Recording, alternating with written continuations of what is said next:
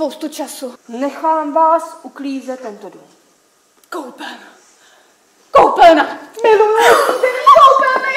Kde tady máte koupelnu? Jo, koupelnu. Já si ji najdu.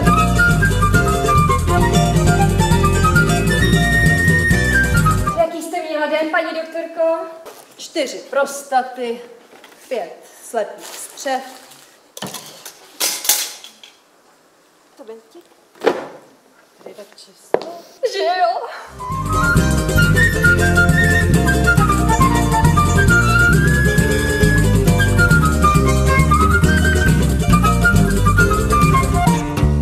Tady tak čisto. Že jo? Promiň, omlouvám se.